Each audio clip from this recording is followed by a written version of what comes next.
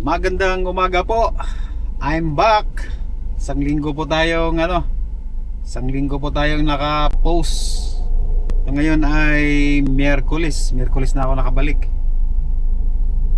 September 17. Okay. So alas 11 na po tayo. Yung sanhi ng aking pagka-post, may nagreklamong isang pasahero. May po. Update tayo. Earnings natin ay 1,300 at naka 8 bookings. So lang ating week peak hour bonus ay 6 pa lang. So 6 pa yung natin. Hahabulin mamaya.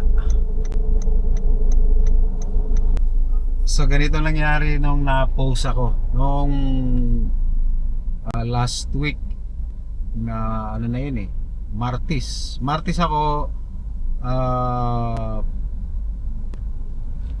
coding ko nung Martes, pero yung madaling araw bumiyahe pa ako nung papauwi na ako nun siguro mga 2. So doon sa may poblasyon yun, madaling araw, puro lalaki, mga 3 or 4, basta ang yun ang may unang sumakay, maulan-ulan yun tapos basa yung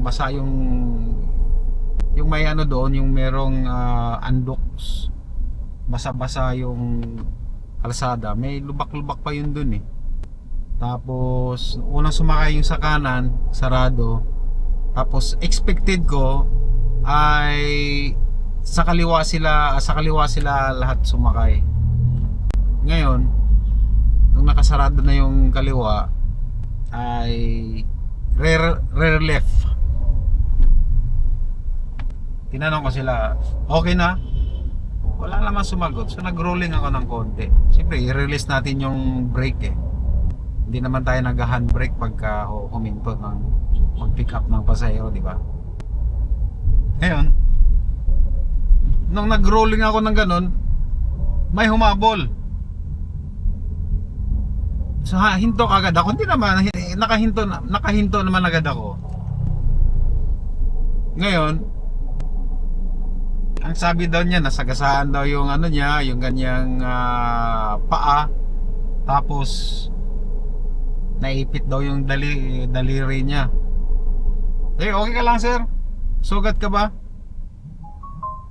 Hindi naman siya sinabing na sugat siya.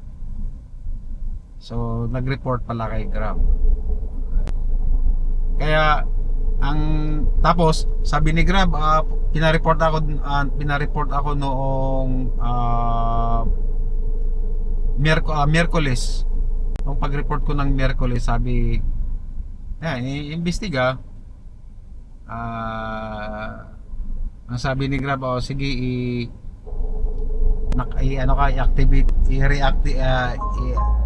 reactivate ka ngayong Friday night. So pagdating ng may tapos, ayan, sabi ni Grab sabi na nag-interview sa akin Friday night alas 12 ay ma-reactivate na. Dumating na lang ng Sabado, wala pa rin. So kaya bumalik ako ng Lunes. So doon na reactivate nung Lunes. Hapon na rin. Tapos yun, pahinga nung Martes, ngayon lang ulit nakabalik. So ingat-ingat po tayo sa mga pag-go natin. Halimbawa, pag may sasakay, kailangan hintayin talaga natin tanungin natin, okay na ba tayo? Yan. Kasi itong lakasin nito ay hindi ko nilalak ng manual to Kasi auto lock to eh. Pagka tumakbo ka na ng mga 15 kph, naglalak na to eh. So kaya mas maganda sa'yo, mas maganda pa para yung yung naka manual door lock, kasi bago ka umalis i-lock mo, so sigurado kang walang hahabol. Ayun, hindi ko kasi hindi ko kasi nilalak ito, kaya nabubuksan niya. Nung humabol siya, nabuksan pa niya. Hindi, sabi niya nasagasaan daw yung paa niya. Tiningnan ko nga sa kamay, tiningnan ko nga yung sugat, wala namang pinapakita. Baka siyempre tinatawagan din ni Grab yun eh, kung nung in-interview ako, sabi ko sa Grab na papicturean niya yung yung daliri niya na nasugat at saka yung paa, para makita talaga. So tingin ko wala naman yun eh. Yung lasing-lasing pa siguro yun, kasi poblasyon niya, inuman yun dyan eh. So ingat-ingat lang tayo na clear na yung pasahero natin. Para sa mga advantage yun, para sa mga hindi auto lock, auto door lock, kasi bago kayo umalis, ilalock nyo.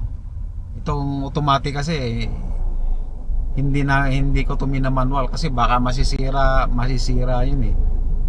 So kailangan ko siyang hinayaan ko siya na mag-lock pagka tumakbo na ng mga 10-15 kph.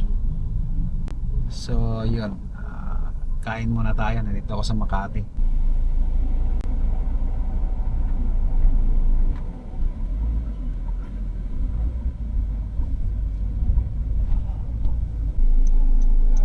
Earnings update po tayo. 306. Meron tayong 2,262 14 bookings. Nag-umpisa nga pala ako kanina Nag-umpisa ako kanina ng 6:03 na ako nag-umpisa kanina. Sana makuha natin yung ating 6 na kulang sa incentives para makabawi.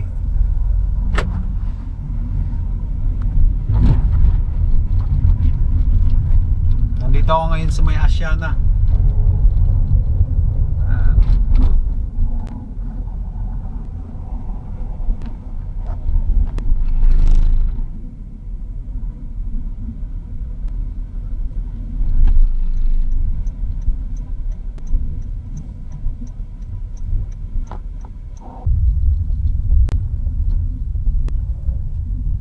Drop lang natin dito sa may 5th Avenue Tower, sa BGC 414. Sunduin natin yung ating second half na incentive.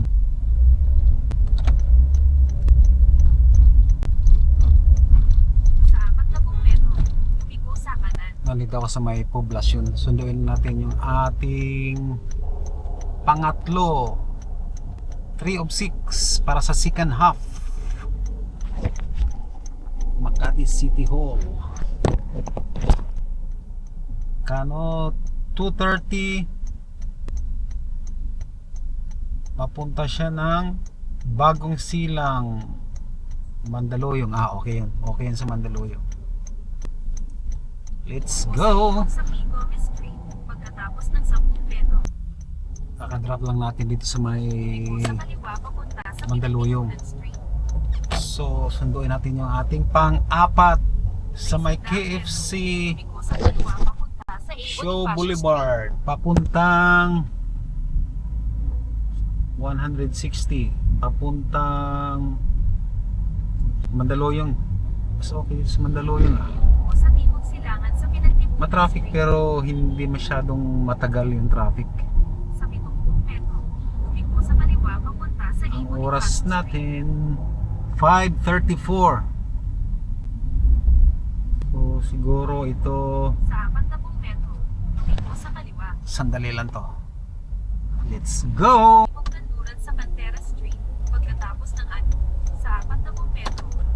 Na-drop na natin yung pang-apat, may pang-5 tayo. Sunduin natin sa San Rafael Lutz, papuntang papuntang Tambo, Paranaque. Magkano? Magkano ay 461, medyo malayo-layo. Pero alas 5:54 pa lang tayo sunduin natin. So meron pa tayong 2 oras. So pwede tayong kumuha ng malayo. Okay. Let's go.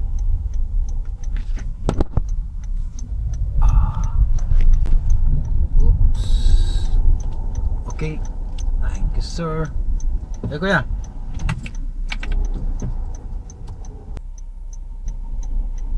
Kakadrop lang natin dito sa may Okada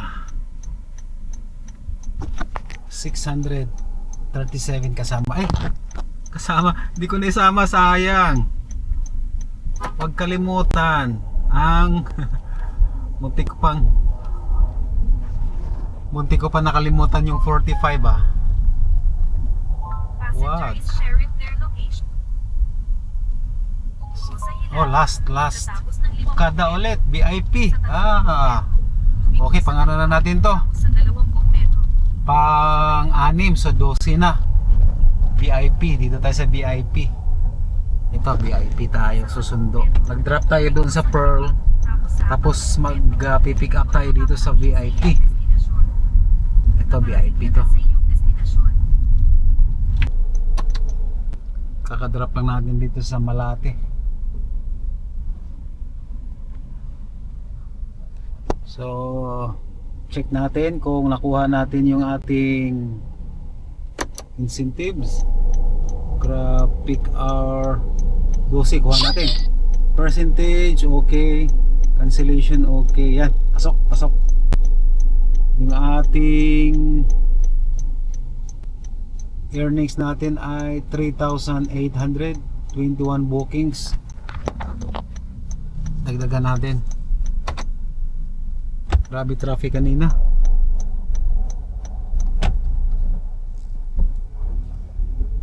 Maaga pa naman, mga 7:38. So dagdagan natin tong ating earnings. Pero nagugutom na ako. Kain muna tayo. Naghatid tayo dito sa Valenzuela. Alas 8:40. Galing ng Malate. Magkano? Meron na tayong 4,318. Balik na tayo ng ano. Sana may makuha tayo papuntang monumento. Nakarating na ako dito sa may Balintawak, malapit na sa amin. Wala na akong nakuhang pasahero mula doon sa Valenzuela. So yun na lang po, pahinga tayong maaga at agagahan bukas. At maingat kayo, maulan. Ingat kayo lagi. Maraming salamat. Bye bye.